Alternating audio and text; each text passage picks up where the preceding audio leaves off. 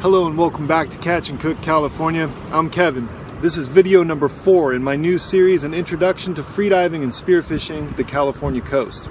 Now, I want to bounce to Southern California and show you how to get some of the most incredible, delicious, sweet tasting, wild Pacific rock scallops. Let's go.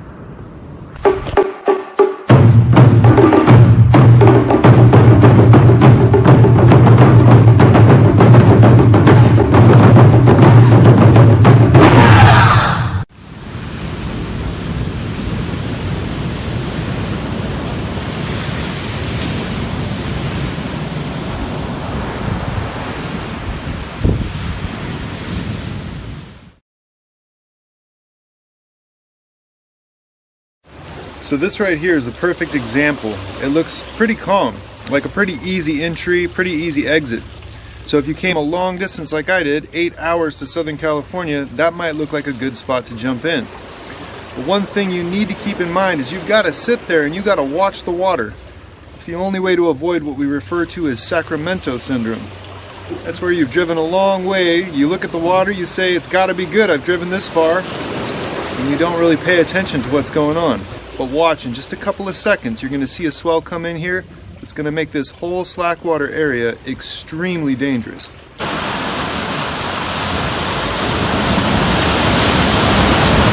And especially a break wall like this is a jetty.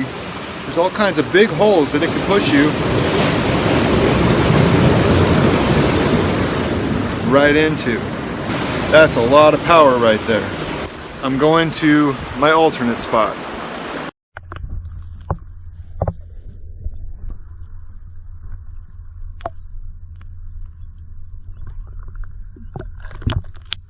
There is an absolute ton of marooned fishing line that's going to be out here, and you folks know what I'm talking about if you hook and line fish. We're throwing out 50-pound tests, 65-pound tests. You get that stuff wrapped around you, it's going to be very hard to hit the surface, so bring a knife and be very aware as you're diving. Under no circumstances do I recommend putting it on your arm. A lot of people will put their dive knife up on their arm. The problem with that is, if you shoot a big fish like a halibut, sometimes the fish will turn around and do a few wraps around you. This has happened to me before. If it wraps your arms up down to here, you can't lift your arm to get at your knife, but you can access your leg. And so you can always access your knife to cut yourself free. So keep your knife on your leg. Your knife doesn't have to be anything special. If it's a matter of being able to invest in some gear and not others, your suit is what you want to invest in. But as far as your knife, that can be anything. It doesn't really matter. I've literally sharpened a butter knife and used it as a dive knife before. Those are my tips for today. Let's get in the water and do a dive.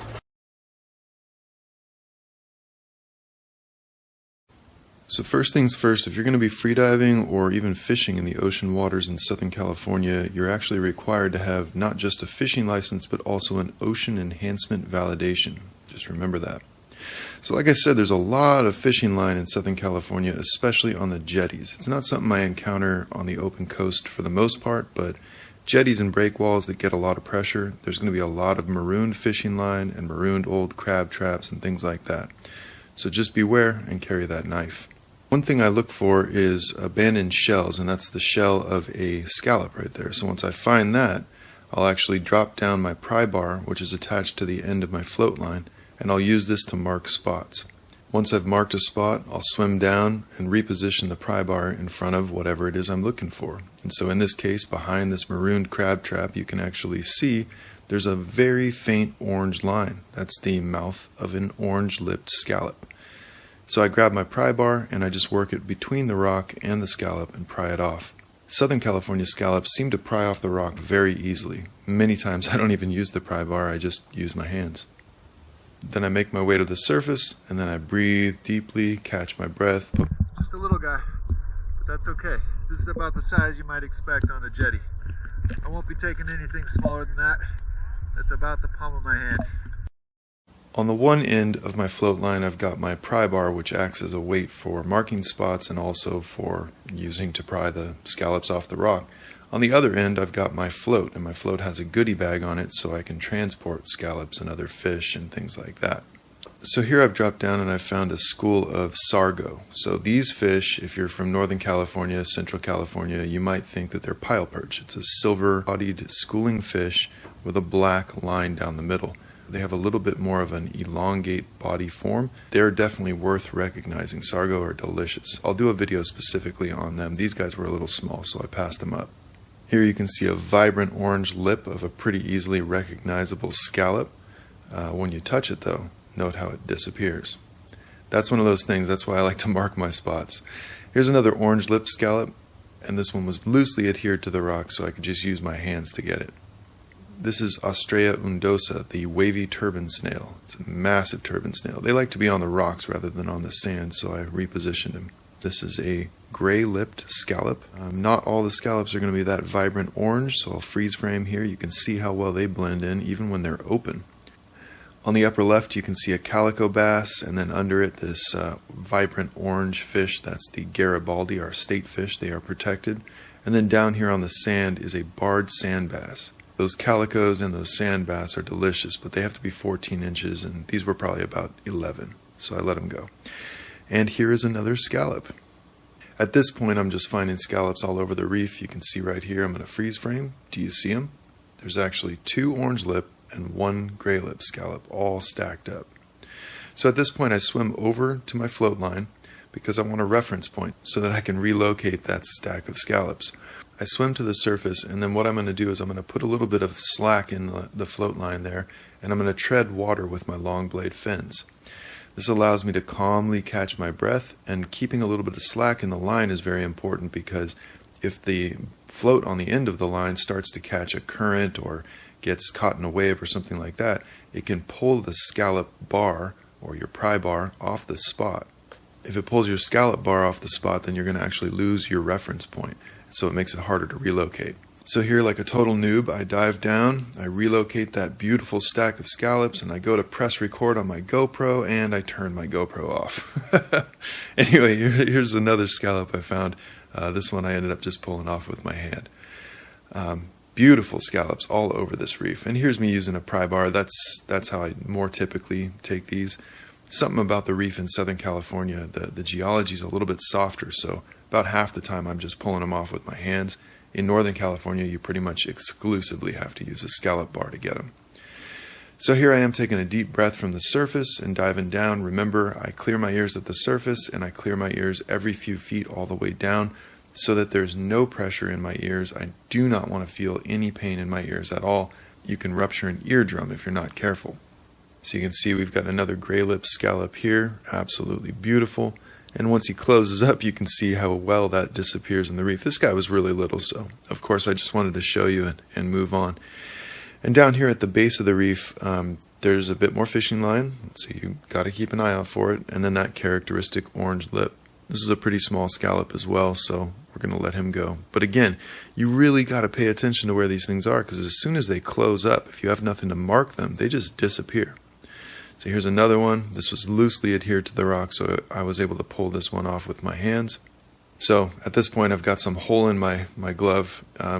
You know, your suit is something that you can invest in that'll last a long time. Your fins will last years, but your gloves and booties, they're just going to get worn out. It's kind of like sinkers and hooks when you're hook and line fishing from shore. You just expect that you're going to lose some. Booties and gloves, they're just going to get worn out, but just is part of the game. So this is a good example here, another gray lip scallop, a nice one. And sometimes you've got to kind of work your pry bar around the scallop to figure out what's the best leverage point to pop this off. This one was kind of cool because it's actually flat on one of the edges, where normally it's kind of adhered on one face. This was perpendicular to the reef. And here's a cool shot too, just an amazing school of fish. Even though this is a jetty and it gets a lot of pressure, there's fish everywhere. It's abundant with life out here. And more scallops. Little calico bass in the back there. And here's a scallop at the very base of the reef. So don't overlook the base of the reef, because a lot of times there will be scallops tucked in there that most people would overlook. But you know, for the most part, I'm looking at the side of the reef. I'm looking for cracks and crevices, deep caves, anything like that. They typically will have scallops adhered to the rock. There we go. They're not the biggest scallops I've ever taken, but these are decent size, you know? Make some nice medallions and, I don't know, cook up something delicious. Sometimes you're lucky enough that they'll stay open. Keep your fingers out of here. Matter of fact, I shouldn't have tapped it. Sometimes just brushing it here, they'll snap shut super quickly. If that's the case, a thinner blade than this is really a good idea. You can look to the back near the hinge and just slip that blade in, and then you're just going to cut all the way through to get the adductor, which is what we think of as a scallop in a restaurant. This guy's still open, so I think I can get in there. I'm going to come in from the side here. Oh, did you see him? He just closed up. I'm going to cut through, all the way through. And then I'm going to open them up. And that's your scallop. I'm just going to run my finger around here. Just took all that off. Before, after. We want to get rid of the gut and only eat the white meat. Check that biotoxin information hotline for more information on when these are toxic and when these are safe. 800-553-4133. Commit it to memory. I'm just going to cut right along here in between the shell and the adductor muscle. This is actually easiest with a filleting knife, but this is the only knife I have because I'm filming this video after work. But that's it. Just free it up so it can move around on the shell. That's your little scallop disc ready to go. I have also brought with me from Northern California that lion's mane mushroom. That's a lion's mane. The lion's mane is a toothed fungus, and the toothed fungi are actually very easy to identify for beginners. One of the cool things about it is these last a long time in the fridge. What you do instead of cutting them is just take a little portion and just peel it on back. See how white that is? It's very rare to find a mushroom like that you can set in the fridge for a long time and have no bugs kind of emerge from the mix and start eating the mushroom.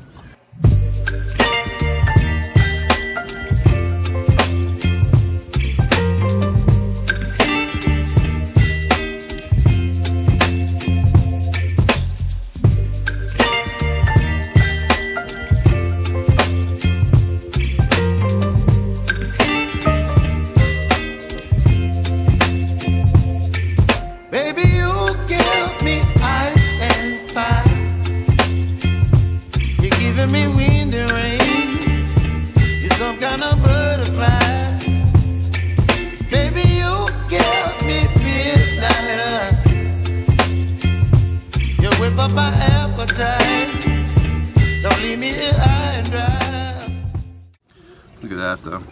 Boom. Scallop pasta.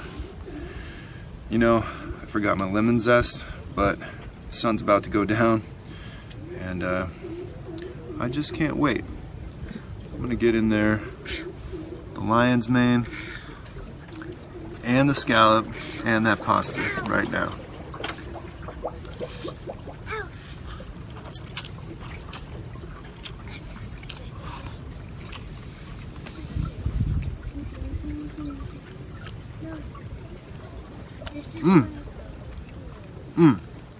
Dude, these scallops are fantastic.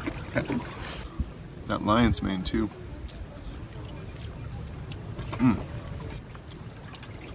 Yum. Well, I hope you enjoyed this video. And hopefully you're enjoying this series. So this was kind of an impromptu thing, but this freediving and spearfishing, I've been doing it my whole life, and I really just like taking you along on these adventures. And hopefully you're picking up some tips and tricks along the way. With that, I'm going to polish this entire thing off. This is fantastic. Please like, subscribe, leave a comment. I love hearing back from you. Until next time, keep the old ways alive. In my next introduction to freediving and spearfishing video, I'm going to show you how to set up a dive board, and then we're going to go freediving for Dungeness crab in Northern California. An absolute favorite and so much fun to go for.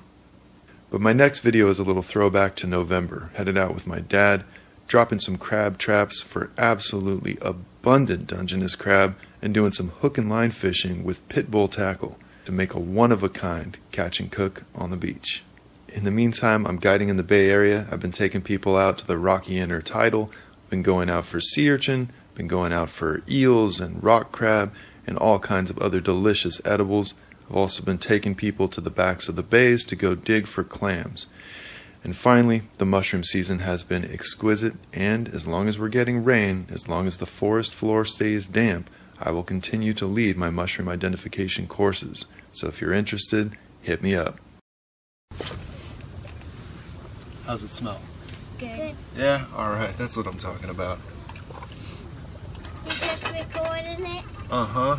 I'm making a YouTube video about cooking the scallops that I got diving out here. I just realized I didn't film any of that, putting that in there. Amateur hour. Well, also, really nice angle. That just made the outtakes.